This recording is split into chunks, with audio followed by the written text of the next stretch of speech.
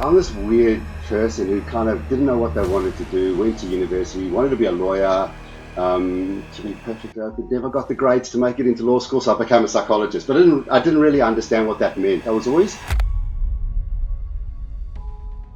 I know words that he wants, yeah, and it implements work. I'll give you a really good example, right? I'm not going to put you on the spot yet, but we'll put this up. Okay, I'll put you on the spot. Right? Do you have a loved one? They weren't in love with the game anymore. They were playing and they had this sense, and they were finding it difficult to explain what it was, but it was starting to signal to them. Exactly right. So I get them to sort of write out their superstar CV. It's the one that basically is the biggest pat on the back you could ever give yourself, because we know, and look, there is some cultural differences, but we know.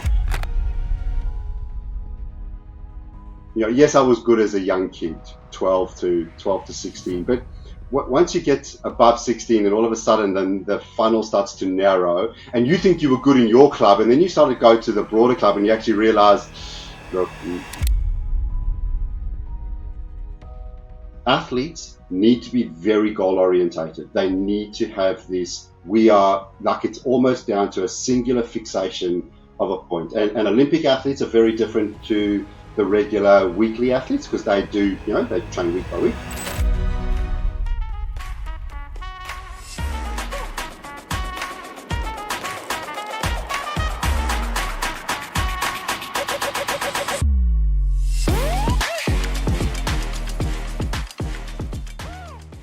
I've got to say, welcome to the show as a sort of starting point anyway. And I suppose I'm looking forward to just having a conversation with you, because this show is really all about helping individuals find that career clarity, and finding that career clarity after sport, I think is vital. And from there are so many lessons that everyday men and women can actually learn from. And one of the key parts of that, I feel, is decision making. And this is really all about the decisions that individuals or athletes take in order to set themselves up or deal with that life after sport. And so I guess delving into those topics with you today, or in and around that, I'm super excited about. No, thanks for having me. From my perspective, I always love talking about these things, because I think we learn through the conversation and we learn through sharing, but I think it's often the area that's missed. So we look at some of the practicalities of what we're going to do, what university I'm going to apply for. But the whole idea around how I make decisions and kind of the psychology of it, how it impacts me, how I feel, that wonderful word, how do you feel about something? We don't really know how to define it, because it's so individualized. And so therefore the experiences are so broad. So the more perspectives you get, the better insight you often can build up, and then ultimately make the best decision at the end of the day. Yeah. Well, look, let's talk actually a bit about you. So give us that infomercial on sort of who you are. Go on, I'll sit back. It's 2 a.m. I should have gone to bed, but I'm watching this infomercial. Tell me about yourself, Gavin. So I'm this weird person who kind of didn't know what they wanted to do, went to university, wanted to be a lawyer. To be perfectly open, never got the grades to make it into law school, so I became a psychologist. But I didn't really understand what that meant. I was always fascinated and interested in around why people do what they do. There was always this burning desire for me to try to understand the why.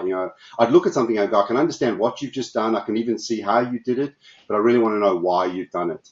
And so I sort of ended up doing this psychology degree.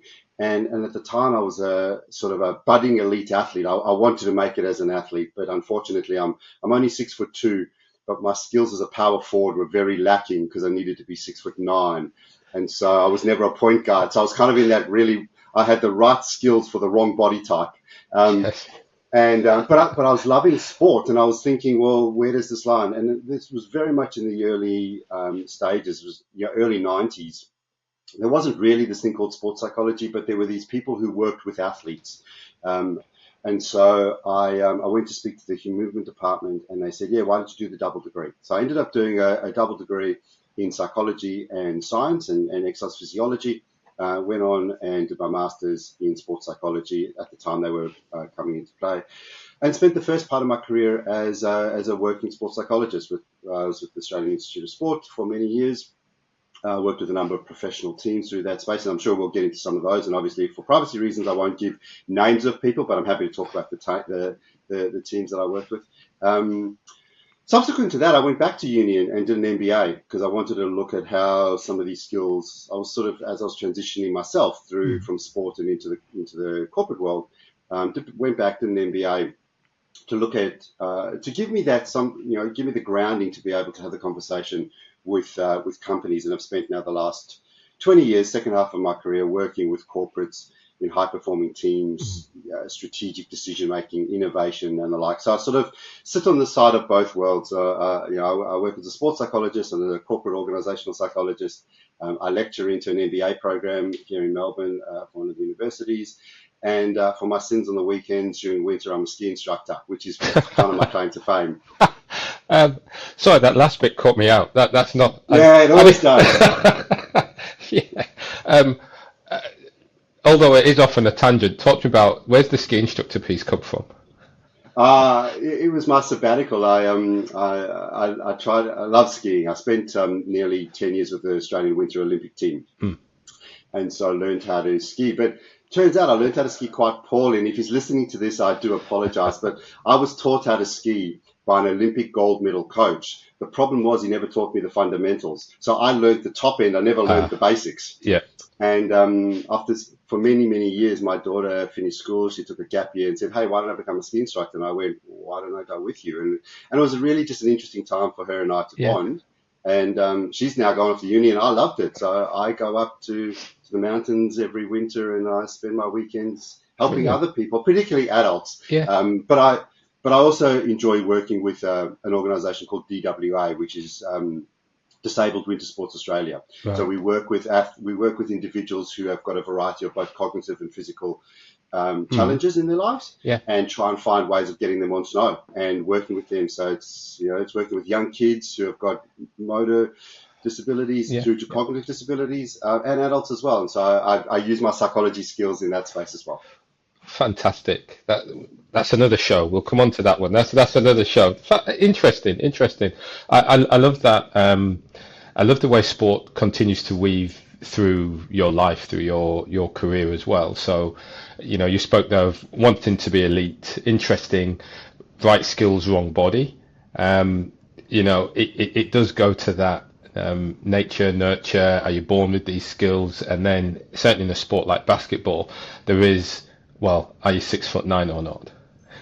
So it's interesting because we often talk about, in the corporate world, it's almost, it's this open opportunity. We want to, and it's not about whether we're talking about diversity or meritocracy. It's about, the opportunity to put yourself in a position. Unfortunately for sport, it's a DNA.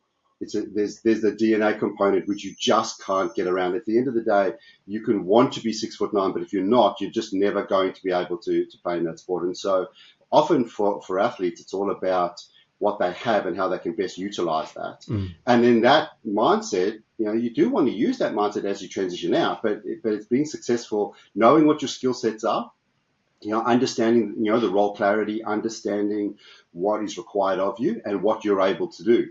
He loves me talking about. I have a son who didn't get my DNA. I'm 6'2". He's only 5'10". Yeah. But he's got a 50-inch vertical leap. So for those of you in centimeters, it's a lot. Yeah. Right. He can dunk a basketball. He plays ruck in the AFL. He's the shortest ruck in the under-19s. I bet he is. It's the most bizarre thing you've ever seen. He goes up against these 6'4" kids and he outjumps them. Yes. Yeah. But the reality is he doesn't have the body size. He'll never go further with that. He can't do the side-in rucks because he's not big enough. He's not strong enough to kind of muscle his way in. But he can outjump anybody. So now it's about him trying to find, what he can do with the skills that he has, not what he necessarily wants to do. Because he wants to be a ruck. He desperately. Yes. But he's just not 6'7". Yeah. So his rucking career is coming to an end very, very quickly. Yes, yeah, I guess so. I love the way you said only 5'10", and I'm thinking I'm 5'10". Surely that's okay, but I'm with you. But you know what, Ryan? At 5'10", you'll make a fantastic, centre half forward. Yes. See, there we go. So I need to. can I still do that now? 47. I can. What's the? So I'm 52, and I went back to playing basketball with my son just on the over in the Yeah, overs, and yeah, the body and the mind is a massive disconnect. It doesn't work. So yeah, sorry, no, I don't see a football career for you just now, yeah. but fantasy football maybe. Yes, yeah. Actually, honestly, I think fantasy football would be harder because figuring out, understanding, and I suppose many listening thinking when we're saying football here, which football are we talking about? Oh, sorry, Yeah, hang on. you So know, there's the soccer, there's the footy. yeah. Yeah, I know. And with you in Melbourne, we're talking AFL, and that's right. And I think getting an understanding of 18 blokes on a field and believing that there are tactics at play, that's probably one of the hardest things since coming to Australia. One of the hardest things that I've had to try and get my head around. So the fantasy football side, even harder. Never trust a sport where the ball isn't like circular. Like those oblong balls, they don't bounce. So when you talk about decision making, you can't predict where that ball's going to bounce. It just can go anywhere at once. That is very true, and I suppose look that's an interesting segue into this whole thing about um, decision making. And for you, I'm interested in a sense you had to make decisions along your way, and one of the key bits there with folk you mentioned is you take what you've got, you make the best of what you've got in sport, and that helps sort of move you forward. For you, as you were coming through, recognizing, okay, what you have isn't perhaps going to get you to where you want to be. How did you start to make a decision then in what you would study and and how to pursue that? So I'll take it back a little bit because it's easy for me to sit here with you and join the dots going backwards. So hindsight is a wonderful thing where we're able to use our logical cognitive brain and go, oh yeah, I did this and I did this. So I can explain it to you as if I was making conscious decisions at the time because now I have the luxury of history Mm. and I have the luxury of being able to connect all of those dots. And this is often the challenge when you go and speak to a mentor or somebody a little bit older, maybe a bit wiser, is that they have that luxury and you're talking to somebody in the moment. So, if I think back in the moment, I didn't know where I wanted to go. In my mind, I was still going to be an elite athlete. I was still pushing it. I had somebody who was who had enough insight, and I had enough, I guess, respect for and confidence in, sit me down one day and say, "What do you want to do with your life? Where do you want to go?" And at the time I was doing my master's degree, and this person, we went out for a coffee. We went out to a place that was non-confrontational. It wasn't in their office. They were part of the university. It wasn't in an office. It wasn't on the sporting field. It was sort of in this sort of area that was just a coffee shop. And he said to me, what do you want to do with your life? Where do you want to go? And I sat there and what are you talking about? He said, well, you've got these two competing demands. You're trying to play sport. You're also studying at the same time. You clearly, let's walk this through. And I was trying to hedge my bets both ways. And he actually said to me, he goes, you do realize you're too short to play. And I went, yes, but. So I threw in that kind of justification. It's the yes, but argument. Mm. And he went, yeah, I hear you, but let's look at the evidence. Let's look at this. And then he was very kind enough to point out to me that I was doing particularly well in my studies at the time. And he said, you're doing really well here and you've Yeah. got this opportunity and look, let's see what this looks like as opposed to where could you go with sport. And look, to his credit, he then went and spoke to my coach who he knew because I was playing in quite a senior team, and both of them had words with me and suggested that maybe I was going to be better off as a psychologist than as an athlete. And I'll be honest, I didn't like either of them at the time. Well, I was going to say because so many athletes who come on here have that type of moment. So many Yeah. have been told, you can't do this, you won't do this, you're not good enough. And that, I guess, energizes them to go further, Yeah. to push harder. I But knew in my that. case, they were right.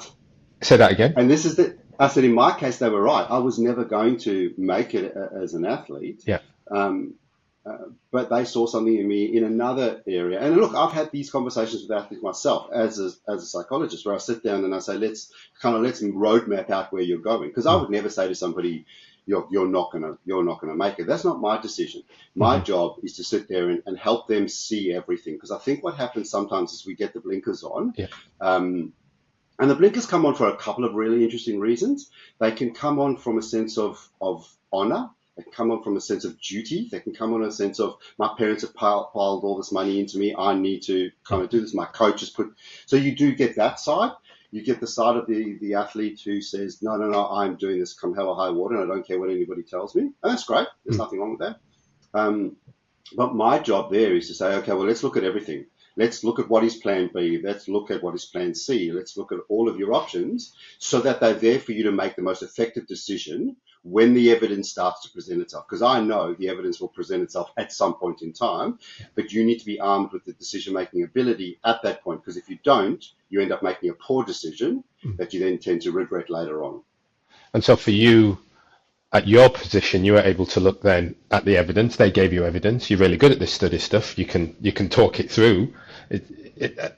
And is that, I suppose, sounds like you fought a little bit, but you did think, well, actually, I can excel in this piece.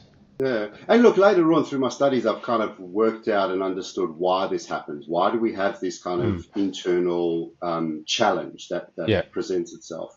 And there's some really interesting reasons behind it, and I won't go into too much brain mumbo jumbo, but in essence, we have a massive disconnect between our feeling brain, so the limbic system, the part of the brain that deals with emotions, and our cognitive brain, the logical, rational reasoning, which is often, we feel it, you feel it, your friends would feel it. It's the disconnect between, I know I should do something, but it just feels good. I think I'm going to do something else. It's the gut feel. Yes. Where does that come from?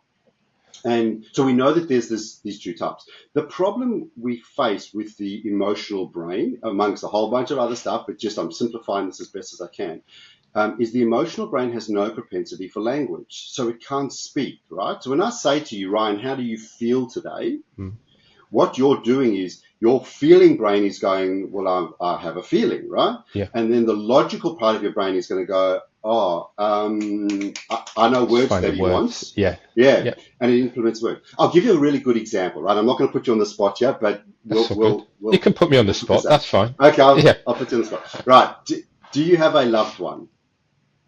Yes. Somebody that you love. Oh, yes. A partner. I do. Sorry, I was thinking, geez, I have my wife, I have my 3 boys. Okay, I have to pick one. Okay, cool. Good. Right, yes. okay. Right. So, quick question, right? Do you love your partner? Yes. Cool. Easy answer, right? Yes. Logical answer. Ready? Next question. Why? The way she makes me feel. Because, Right. See the challenge you're facing now? Yeah. The first question, really easy. You just were like, yeah, of course I do. That's, yes. You asked me the question. Yeah. When I said why, and I want you to kind of go that several levels below. Yeah. Unfortunately, the emotional part of your brain was firing, and it was just going, hang on, I've got words for this. Yes. I'll get there. Let me find the words. And of course, when she looks back at this, she's going to be like, why did you pause? No, I wasn't pausing because I didn't know. I was pausing to find the right word. Exactly. Yes. Yeah. And what happens is, because we don't know how to explain a feeling, we sort of jump into the descriptions. So I often joke and call that the features and benefits list. It's like it's because they do this, they do this, and you give us a list. When in fact the real reason is just because, right? You just do, and you can't really explain it. And that's why Hallmark does so well, or the card companies do so well, is they find the right words, and we read it and we go, oh yeah, that's the one, and we pick it up, right? So the same thing comes into play with athletes when you're asking them, why are they doing what they're doing, where they want to go, and you go, well, why do you want to do that? And they get caught in that same space, right? And we're having this ongoing challenge between trying to understand and interpret our emotional feelings, our emotional reactions, and then pairing that up with the cognitive data that's there. Yeah. Right? And it's hard. It is. I mean, it is hard. In fact, I was writing just this weekend. I was speaking with an athlete before, and it was about this feeling that they had that they weren't in love with the game anymore. They were playing, and they had this sense, and they were finding it difficult to explain what it was, but it was starting to signal to them, okay, well, I think I'm finished. I think I'm ready for another challenge. And me as a coach, I'm trying to help them to understand. So, well, what is it about this that's telling you now's the right time? It's not next year. It's not another cycle. And that was quite, I guess that was quite challenging. And what I'm hearing from you is it's because there's this sense, this feeling that, she's not putting into words, that she's just like, I think it's there. Yeah. And is struggling now to put, because I want to help her see logic. I want to help her to think, so she's making this sort of rational decision. What you're saying is that's hard. And you're always going to struggle. Where you'll see the success is a year after the decision has been made, right? Yeah. So you'll sit down a year later, and then hindsight is not emotional anymore. Hindsight's logical. So I can talk you through my history, and I can go, yep, I finished my sporting career at this stage, and then I went to do this degree, and then I got a job here, and then I made this decision, and I can I can hop you through all those points, and you're going to go, oh, wow, you had it all. Like, I want to be able to be as clear as you are. And then I sit back and I go, yeah, but if you spoke to me at the time, I was full of emotions going, I don't want this, I don't understand it. Yeah. And so for me, one of the bits that becomes important, I look at that and they call it this red thread, that as you look back, you can find, I always say to people, don't worry. When people are out of work, I work with some executives out of work, I think, I don't want to be out of the market for too long, I don't want to be doing this. I say, don't worry about that. We'll make a story in 6 months as you get in the job. Your resume will look great. That career, it will look as seamless and well planned. Now, it's interesting then for you, to say yes, as you look back and there's that logic that comes through. But here we've got people at that point looking to make a decision about, okay, well, my career, this job, it's time to leave, it's time to move on. Given, great, in a year's time you can look back and you'll make sense of it. Yeah. How do you make sense of it in the moment? So there's a few things that I like to use that I find helpful. One of the things is really taking almost like a bit of a skills audit. What is it that you have? So I call it the superstar CV. It's the CV you would never send to anybody else because they would look at it and go, we're going to have a problem with this person, right? Hallucinating. Yes. So it's, exactly, right? So I get them to sort of write out their superstar CV. It's the one that basically is the biggest pat on the back you could ever give yourself, because we know, and look, there is some cultural differences, but we know that people are fantastic at beating themselves up. They're not very good at giving themselves credit. So they'll dismiss credit to, oh, yeah, whatever. That's kind of expected. But, geez, I was terrible at this thing. So the superstar CV is the starting point for me to say to them, okay, let's really explore all of the things you think you're really good at, and let's really double down on them. Use big emotive language, use descriptors. No one's ever going to see it other than you and I, but let's start there. From that, what I would then often do is literally draw up a square and say, okay, let's put into this square the ones that you think are the most important. Let's really partition out which are the ones you have just because of maybe it's DNA. You're 6'9", but okay, that doesn't mean much, right? Let's put the squares on, the stuff that you think is really important. From that, what I then try to elicit, and this is probably this is the hardest bit, is how do those things make them feel? What's the psychological connection between that? So, so they might say, I'm very good at, assists and getting my teams involved. And I'd go, okay, that's great. That's a skill. What does that mean to you? And so you play this game of, if I took it away, what would that mean to you?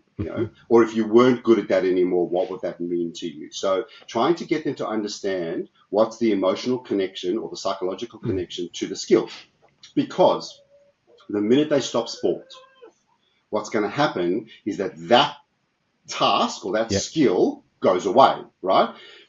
What they're not going to grieve is the loss of the skill. What they're going to grieve is the loss of the emotional connection to the skill, right? So, yes, they'll go, I can't dunk the ball anymore, right? That's unfortunately, hang on, give me 1 second. I got the puppies getting upset. I can't dunk the ball anymore. Okay. what does that mean? Well, it means like I don't feel like I'm a good athlete, or I don't feel something, right? So what we're trying to do is get the connection to the feeling state. Yes. Because the goal then is when they look at their next career, is we want them to find something that's going to reconnect back to those same feelings, because then they're going to feel engaged. So I'll give you a good example. I worked with an athlete many years ago who was a highly competitive rower, right? Unbelievably competitive, incredibly, successful athlete, and was struggling to, was getting all the symptoms, body was breaking down, injuries were kicking in, times were dropping off. So there was all this cognitive evidence that they weren't going to be successful moving forward. But they couldn't let go, right? And what it came down to was they just loved the competition. They just loved competing. Guess what type of job they're doing now? Well, I'll have to say competing, something in sales or something like that. Yeah, exactly. Yeah. Right? So when we looked through all of it, they ended up going into real estate. Yeah. Right? But they looked at car, they explored being working in a car yard for a period of time. Yeah. And so what we identified really quickly was that actually it was the competitive nature that they were really needing. And so it was that then drove their decision. And so now they are incredibly successful car salesperson. Yeah, brilliant.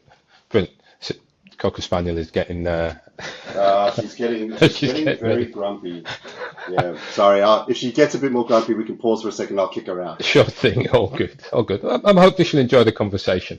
You see, so I think there you've touched on this piece around that feeling, and looking for remove in some respects the actual task that you are undertaking.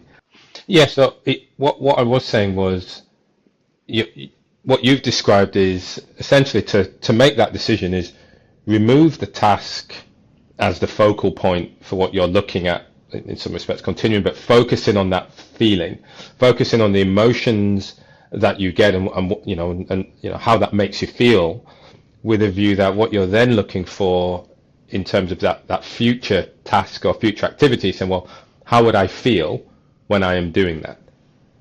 Yep. Yeah. Because you can get that feeling state from other activities, right? You don't, and this is often the disconnect that athletes don't realize. And in fact, corporates don't realize. They think that when they move from something to the next thing, they have to let go of everything in the past. And they don't. The bigger challenge is when, and I use that word let go quite deliberately, the bigger challenge becomes when they do have to let go of some things, right? So they have to be, particularly, for example, that classic difference between the individual athlete versus the team athlete, right? Yeah. The individual athlete has only ever done anything on their own, doesn't trust anybody, works on their own, right? Now they want to go and work in a team in a corporate instance. So they're moving from sport to corporate, right? One of the challenges you're sitting with them is talking about saying, how do you let go of maybe not trusting other people or thinking you have to do everything yourself? Yeah. So there is a component that says you don't have to hold everything. You do realize. I saw somebody give a talk once, and this person's become a friend of mine over the years. And he said something that was very profound. And I don't know where he got it from, but I love the saying. It's something that goes along the lines of, what made you successful to date may not be the things that make you successful into the future. And so it's that recognition of, what do I need to let go of? What do I need to say, okay, this has got me to this point, but what's going to get me to the next kind of challenge? So there's a couple of factors there. So you're not saying to the athlete, look, everything you've done to date is going to make you successful into the future. You're going to have to rethink some things. Let's explore what they are. And that's it. It's a question I often ask on this show. Is I ask them two sides. It's very easy. So what were you doing? What as an athlete has helped you be successful in your career afterwards? Ongoing determination, focus, resilience. All of these things come out, and then it's good then to flip it and say, well, what have you had to let go? What did you have to change in order for you to be able to move forward? And it's frequently a difficult thing to respond to, even in hindsight, or as looking, well, what have I had to stop doing? For them to be able to recognize, like you say, the trust factors, the competition factors, the everyone on the same page. I mean, do you find, again, in a moment that people struggle to realize, well, I have to stop doing this now in order to be successful. And how hard is that? And that's where people, it sounds like it's the type of work you do as well, but that's where it's helpful to have somebody else help you through these processes. Because if you just were left to your own devices, it's really difficult for you to sometimes get that self-reflection, that insight. Yeah. And so with somebody else who can come along and, as I often say to people that I work with, I'm not emotionally invested in you. Right, I'm a dispassionate. Yeah. I call it. I'm a dispassionate investor. Right, so I'm invested in you, but I have no emotional investment in you. Your partner, your parents, your coach—they're all going to have emotional connections to you. And so sometimes I have to work with the coaches and the partners and the parents to go, it's time for this person to move on. Let's work through what this looks like, because they're still going, yes, but they just want to do it. And look, sometimes parents are the hardest, particularly when it's younger kids that are, they get to that. There's a couple of awkward ages for young kids, and it's different in different sports. But, there's the point where they got to go, look, yes, I was good as a young kid, 12 to 16, but once you get above 16 and all of a sudden then the funnel starts to narrow and you think you were good in your club and then you start to go to the broader club and you actually realize, not as good as I thought I was. Yeah. Right. And so parents are hard. Yeah.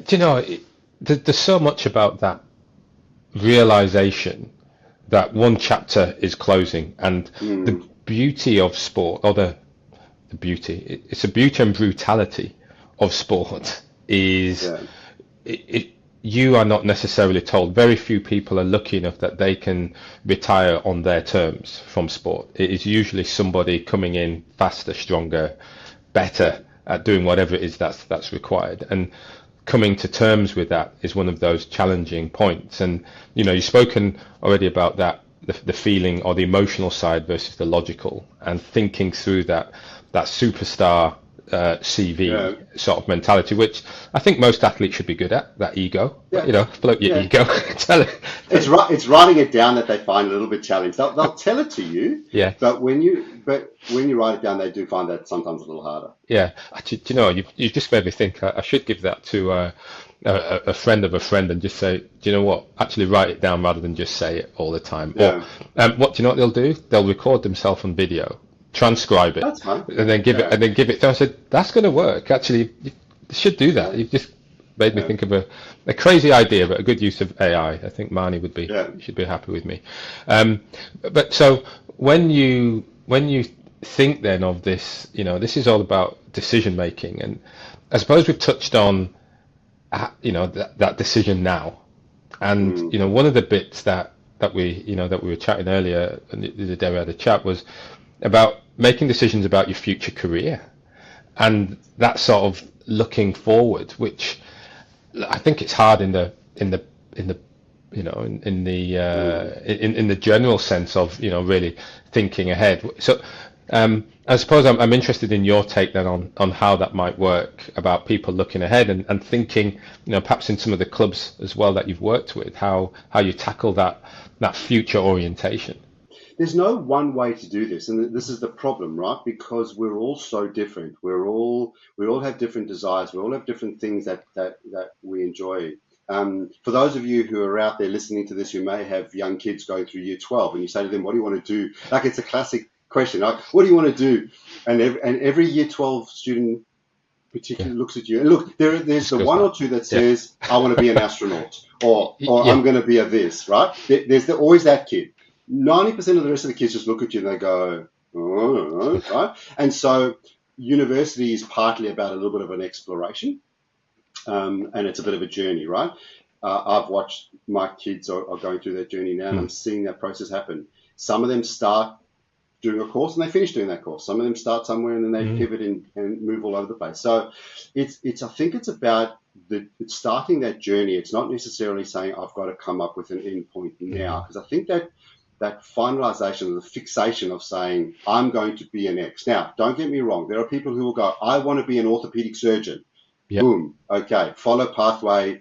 Understand what you need to do. I had a conversation just the other night with a fascinating senior executive, CEO of an organization, late 50s, almost Mm. about to turn 60. And the conversation we had was they're wanting to now retrain to become an organizational psychologist. Wow. And, Yep. and I'm going, okay, you've got Yeah. like 6 years that's if you do everything right. It's a 4-year undergrad, like 2-year master's degree Mm. before you can even do anything. Yes. And this person was going, yeah, that's great, cool. I love studying. Yeah. I want to go on that journey and I want to do this pathway. And I was thinking, there's no way I would do that. Mm. At 52, I'm not going to retrain. Can you imagine me turning around and saying to my wife, I'm going to be an orthopedic surgeon, so I'm going to go do 4 years of undergrad, and then I'm going to Yeah. do another 10 years of a postgrad. And Yeah. she'd just look at me and go, you're mad. Do you know, I have to say, what freedom that person you spoke to must have. Hopefully it's Yeah, real and that they're not yeah, going crazy, but what freedom they must have to be able to enjoy that love of learning as they are hitting 60 and sort of going forward. Yeah, I mean, I think where you were getting to though is there's as much a sort of time continuum that yeah. one sort of might think of, and you have to assess, do I want to go down this But route? I shared that example because people might go, well, hang on, that sounds like you would go, oh, no, don't do that. Mm, But I know this person's going to do it. There's no way yeah. they're not going to do it. So for me, it's about it's that first hurdle. The first decision is I need to make a decision. And Yeah. I know that sounds a little bit on the nose, right? But it's Yeah. actually, I've got to make a decision here. I'm going to be doing something different. And then it's understanding the mechanics behind it, understanding what's required of you, and then starting, but not necessarily starting with an absolute goal at the end. And I often find with athletes, um, they're so goal orientated. They want to know exactly what they're going to do. Mm, Now, the corporate world and the sporting world differ in a few areas, but they differ significantly in this area, right? hmm.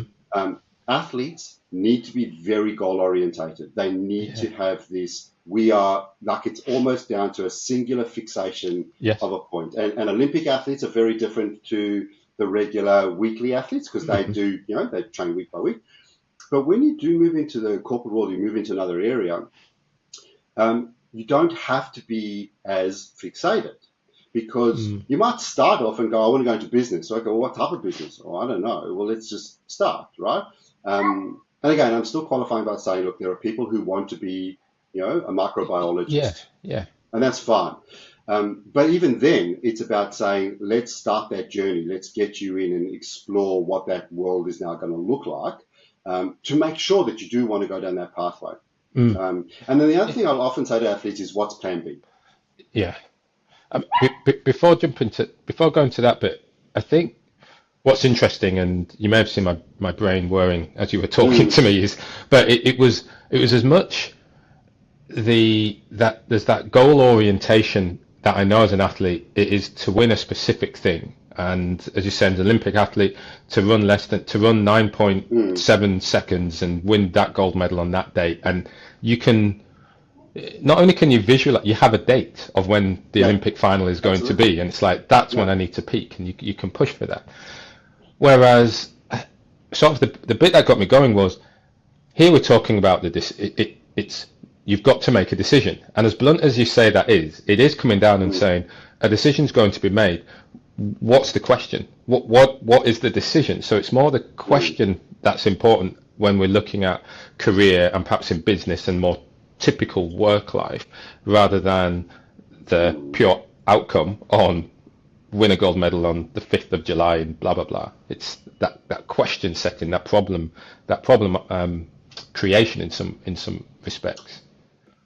And I think once you start that journey and you're open to that way of thinking, and part of it comes down to there are people who are very deductive in their thinking. It's Hmm. like deduced down to a point, right? Yeah, My theory has always been we want to get people to explore and be yeah, inductive, kind of go the other way that's around right. and say Yeah. what's the art of the impossible. I know Hmm. that's not my phrasing, but No, what is I like that what's phrasing. out there? Yeah, yeah, I What's yeah, I you use know? it. I use So it. Go. somebody might say that's impossible, and you go, well, that's fine, but there's an art to getting in an impossible thing, Yes. you know. Yeah. Um, I had, and I say this with a big smile on my face, but I didn't have the most amazing grades. Like, I did really well in my undergrad, but my grades weren't incredible. But I knew I wanted to do this master's degree in sports psychology, and there were only a few spots available. And I was living in Perth, Western Australia at the time, and the course I wanted to do was in Toowoomba, Queensland. Wow. Okay. We're talking Didn't expect you to say that, but okay. right? Yeah. And I was maybe 20, Yeah. somewhere around there. And I knew my grades weren't going to get me in absolutely, but I was going to be in that. I was going to be in the mix, but I wasn't necessarily going to be the absolute. And so my way of dealing with that, and I still look back and I think, I don't know how I came up with this, was I bought myself a flight. I flew from Perth to Queensland. I got on a bus 2 hours up the hill to Toowoomba, which is a small little regional town. And I literally walked into the head of department's office and I just said, I'm here to do your course. And I think I cheekily said, I'm not leaving until you let me in. And we sat chatting for like 4 hours, and he wanted to know why I wanted to do the course and what was interesting me and blah, blah, blah, blah. And then about, I don't know, 4 or so hours later, the head of department walked in and he looked up and he said, Jerry, this is Gavin. Gavin's one of our students next year. And I went, okay. Cool. And then got my I got the acceptance a couple of weeks later. But it was a journey. Yeah, it is, and that's you only do that when you're young. I just think you only do that when we have no idea of what no could be or the implications of it. We just like, I'll go. I'll just do that. But in saying that, though, I'll often encourage people to push beyond their current remit. So, people out there are looking for jobs, right? So what they'll do is they'll look for the job that they think that they are eligible for. They have the criteria. My approach has always been, no, look for the job you want to get into. Yes. Go further. Apply for those jobs. The chances of getting an interview are pretty much zero, right? Yeah. So what if you actually got an interview? Yeah. Right? Look for the level above. See what's required to get you to that level, because often that's a bit of a disconnect. People go, I'm not sure where to start. So I go, well, let's maybe look at 1 or 2 or 3 layers up. Yeah. If you want to be the chief operating officer, okay, let's look at that person and see what did they do to get them to that point. What was their journey? To give them a bit of a guidance around what the journey might look like. I wrote a book a little while ago where I was lucky enough to interview a whole bunch of CEOs and senior execs. And you'd think when you talk to them and about their history that they all would have followed similar pathways. Yeah. And the reality is not one of them got to that point using the same traditional pathway. Yeah. Literally not one. And so talk to me a bit about that book and about, I guess, the pathways that you uncovered. So there was a couple of books in there. I just merged them all in together. Yeah. So the first one that I looked at was, I called it the Business Olympian. It was, I was looking at elite skills that athletes had and how that could transfer into the corporate world. Yeah. So my way of doing it was I interviewed a whole bunch of elite corporate people and said, now let me retrospectively look at the skills you have and are they similar to what elite athletes have? And lo and behold, shock horror, guess what? That's right. They use visualization. They use, competitive routines. They use all these things. And it was fascinating. I remember talking to, at the time, the then CEO of McDonald's. And his pathway was fascinating because he had come through, was the CEO of McDonald's, but he was a marketing manager. So he hadn't come through the traditional CFO or COO role, which they often do. He came out of marketing and into that role. And he reflected, and I remember this conversation with him, he was reflecting all the way through the book around, how teamwork in marketing is essential and how the aspects of being able to visualize and see where you want things to go, being successful. And that's the type of CEO he was. He was that type of CEO. Yeah. Whereas I've spoken to, the CFO to CEO individuals, and they're more the numbers people, and they follow the, I need to get the PE ratio to match the IRR ratio, and then there's every other acronym you could think of. Yeah. And so there's different pathways that people will follow. And so what I found through that book was it came down to them understanding their skills. what skills that they could bring and how they could best utilize those skills Yep. to achieve the vision and the goal of what it is they want. So that was kind of that first one. And that, and I was going to say, because that link loops us all the way back to where we started, which is, irrespective of the path that they came, what they all recognized was what they were good at, what their skills were, what their attributes were. Are they 6'9", they're 6'2"? Great. Let's play with that and let's make it happen. Play with that. Yeah. What I found in my second book, which was called Just Stop Motivating Me, was I wanted to go a little bit deeper. So first book was all about skill-based stuff, and then the second one. Yeah, I just have to say, when I was looking at your books, I really liked that one. It's like, just leave me alone, is what I was just reading. So it's like, I have to learn about this one. And so with that, what I started to look at and understand was actually the only person who can motivate you is you, right? Everybody out there who thinks, I can't motivate you to do anything, right? Now, what I can do is I can threaten you, I can bribe you, I can use fear, I can use a bunch of variables to get you to do a task. That's not motivation, right? That's just some sort of inducement to act. Because the minute I remove that inducement, you're not going to continue that behavior, okay? Yeah. So motivation is by my definition, it's an innate skill. Yep. So what I was interested in with the second book was, how do CEOs motivate 50,000 people? Right? So how does the CEO of Bunnings, who has over 50,000 staff, like he can't motivate any of them. And in fact, so it's a really interesting conversation to go, how do you build a culture and an environment that'll enable those people to motivate themselves? So it was all this idea of, and so I went to speak to CEOs who all had very big businesses. I didn't go, because the CEO who runs 100 people can actually control that group quite more tangibly than the CEO of Wesfarmers, or the CEO of Coles. I mean, it was a bit that I'm interested in, because there are many athletes who transition, they move through, they find themselves in corporate roles, but then suddenly they start working with teams. And I'm going to say, as soon as a team is above 30, 40, it's beyond what most athletes have ever had to manage. So actually, AFL, great example. If you're the club or team captain of that squad, there's 40 people in that, full-time squad who you're going to be training with, right? So when they start, and so before jumping to scale, so I'm interested in that point around motivating, I'll say medium-sized numbers, the 100 numbers, versus motivating the 50,000, 100,000 employees. How did you chart that difference or describe that difference? It's a really good question. What I didn't do it that way. What I tried to do was to understand what are the drivers of motivation at the individual level, and then sort of, if you then circumnavigate your decision making around to, well, then how do CEOs impact on that? So I'll give you a really quick descriptor. What I looked at was what I call the motivational continuum. So I truly believe everyone is motivated. I don't believe there are no unmotivated people. I know you might say they are, but then I don't believe they are. I believe we're motivated on a continuum. So on one side of the continuum is what I call motivated to avoid failure.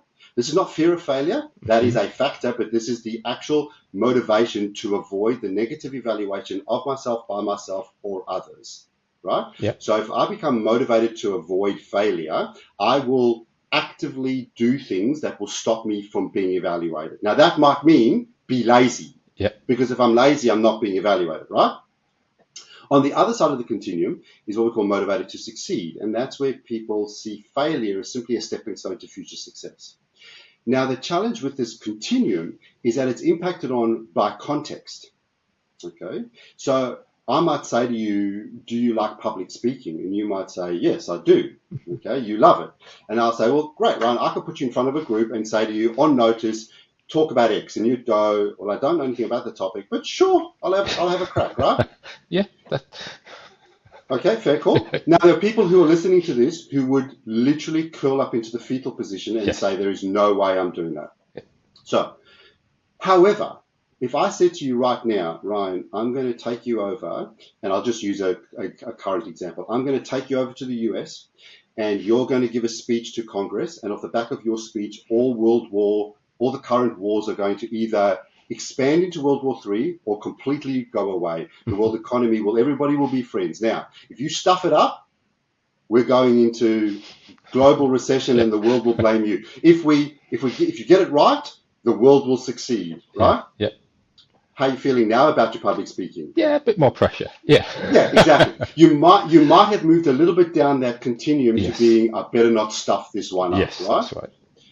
So understanding that. So then it becomes down to cultures that CEOs can impact on. So the CEO who's able to say to create an environment that says, you better not screw up, right? So if you've created a culture that says, you better not screw up, and you come here as an athlete who goes, no, I learn through failure and I try stuff, and if I don't succeed, well, I keep trying.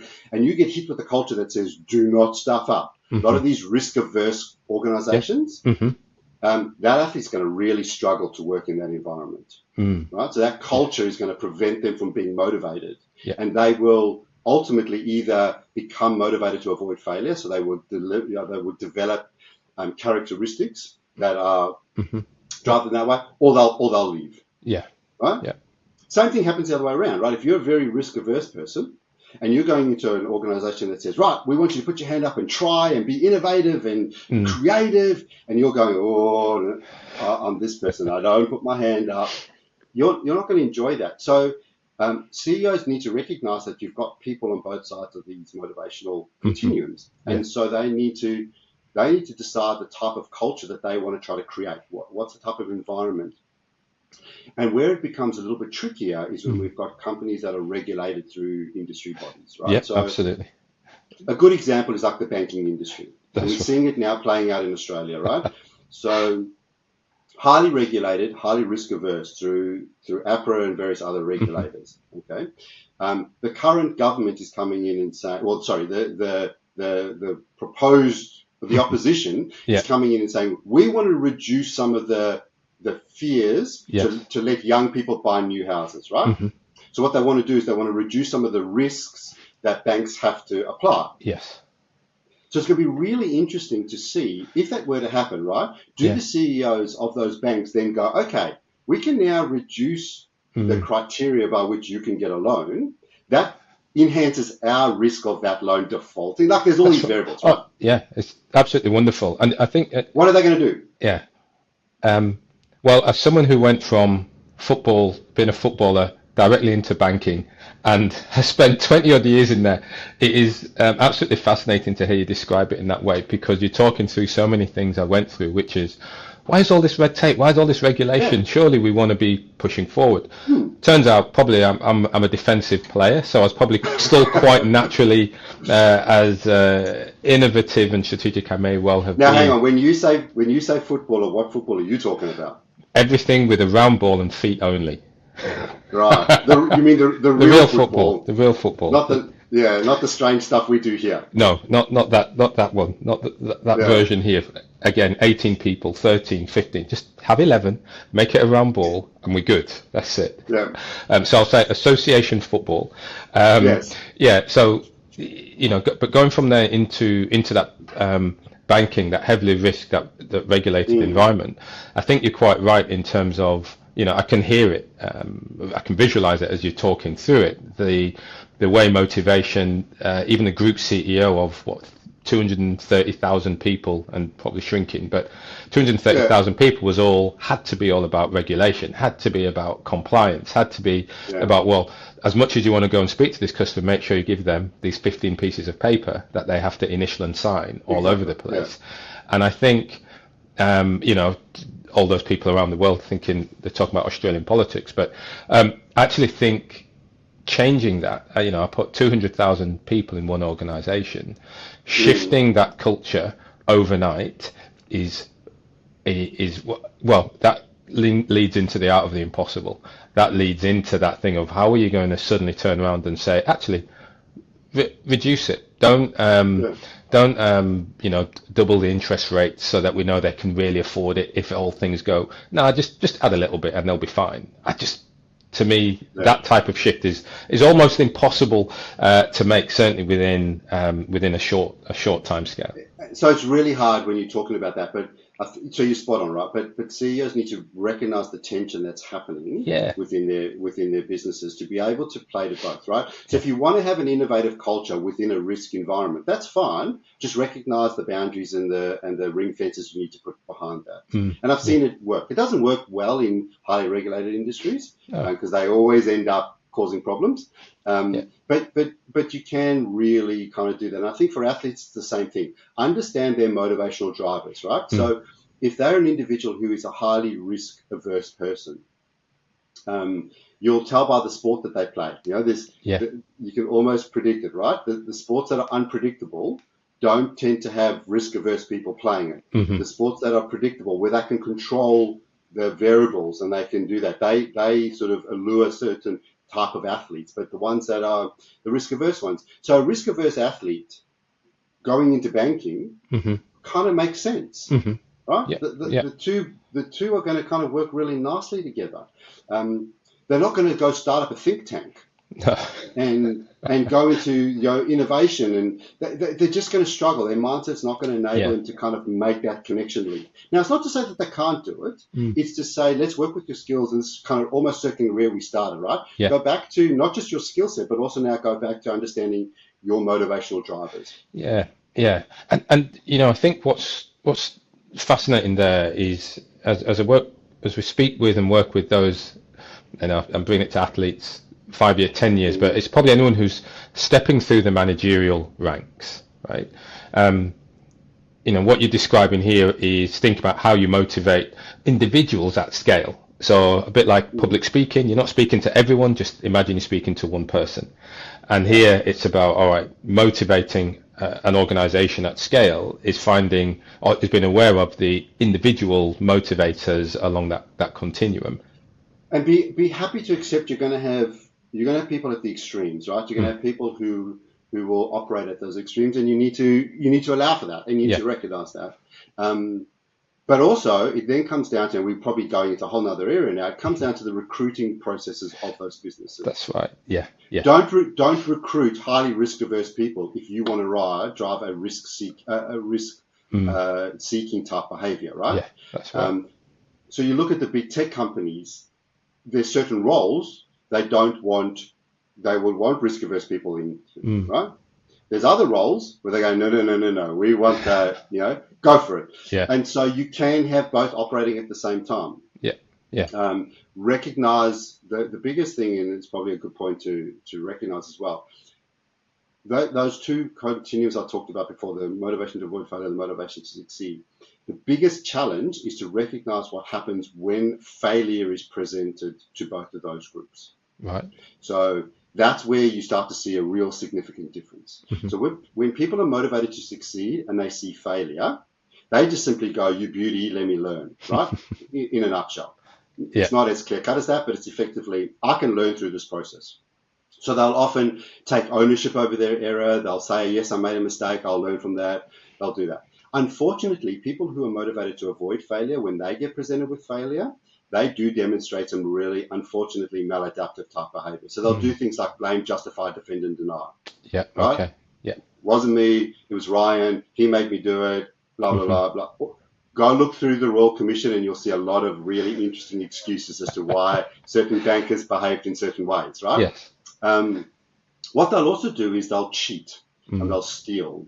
So they'll take other people's ideas and they'll do that, which is unfortunate. And then the final one, which I always find the one that people get a chuckle out of, and you may remember this back at your, back in your school days or postgraduate, university.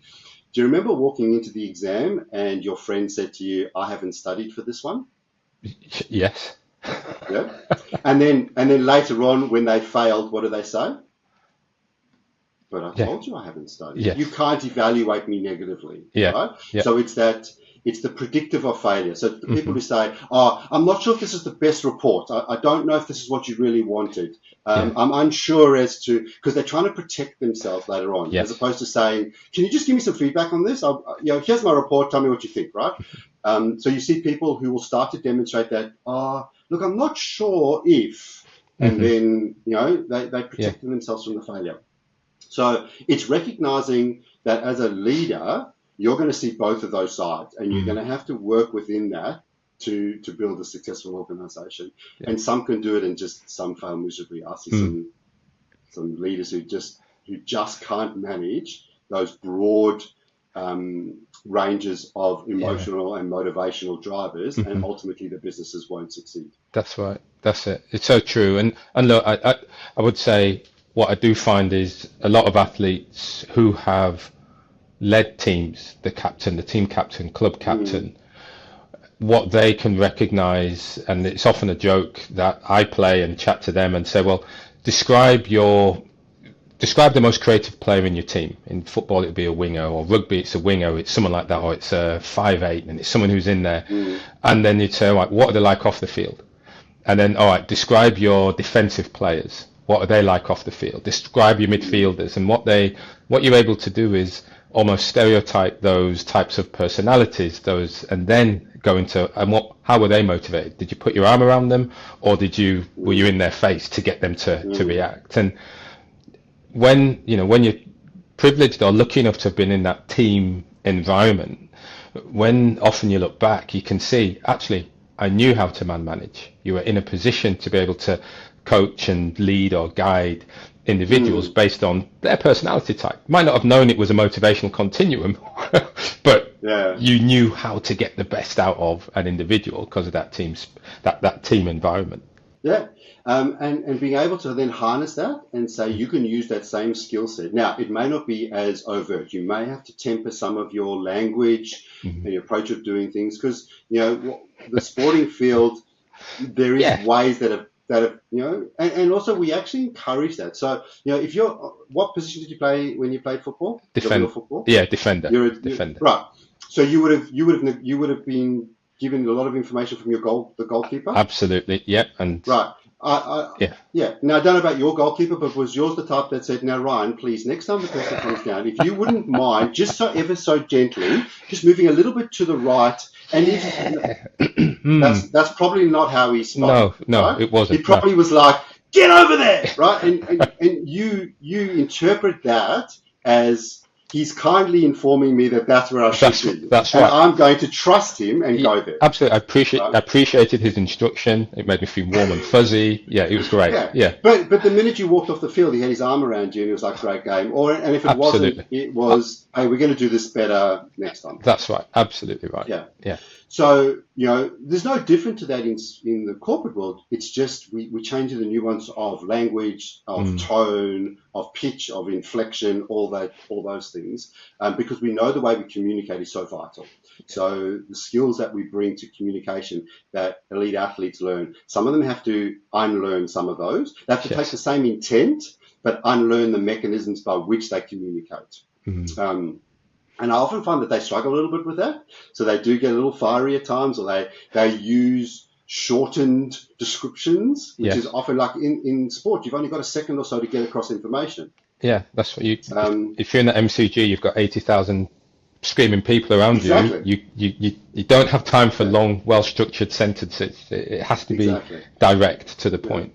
Yeah. Performance reviews done on the field are different to conversations off the field. So sometimes it's about just recognizing the time and the place. So all these skills are still there. It's just then about saying, how do I hone a new set of skills? Sorry, a current behavior or current insight with maybe a new set of skills that I can develop to enable me to be successful.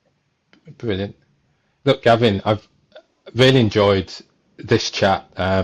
We really could keep going, and we can talk about this forever. Yeah, I know. I think. Well, listen. What I'm going to do is I'm going to just cheekily ask you now. Let's have another show in a few months or something like that, and we'll pick a slightly different topic and just keep going. This is again really fascinating for me. As you've probably noticed on my face, I'm learning as we're going through this, and yet there are questions about the clubs, the teams, and things, the sporting environments that you've been in, and the business environments where your consultancy practice takes you as well, that I would love to perhaps delve into a little bit more. So I'll give you a teaser for next time. I spent the last 10 years building up a strategic training business, but we had a really interesting spin to our business. We had a focus on crisis management, so helping organizations respond in a crisis. And what's unique and exciting about that, from my lens, is that that's not your day-to-day business. That's when COVID hits, or you have a major disruption in your business, or a Royal Commission comes in. How do leaders respond when you take two things away from them? Knowledge and time. And that to me is fact. So you don't have all the information and you don't have enough time. Yeah. Now make a decision. That's very different from, Ryan, here's all the data, mate. I've done all my research for you, boss. I'm giving it to you. We've got 2 weeks to decide which way we're going to go. That's very different from me walking in and going, Ryan, the proverbials just hit the fan, mate. We need to decide, do we shut down that business or not? Go, quick. Yeah. And you're going, So I spent a lot of time in that space, which is a really interesting decision. It's a whole different kettle of decision making. Well, there we go. We're going to come back. We're going to talk about how you make decisions when both knowledge and time have been removed, which I think, again, is a great topic for most of those listening now, where they probably find themselves in a similar situation. So, look, Gavin, I want to say thanks for sharing your time. We've had just over an hour chatting this morning, and look, we'll drop a lot of links in the show notes to about your business, about some of the books that you've written as well. So we'll certainly make those available. And with the teaser you've given, I certainly look forward to chatting again soon. Thanks a lot, Gavin. Likewise. Thanks, Ryan. It's been a pleasure.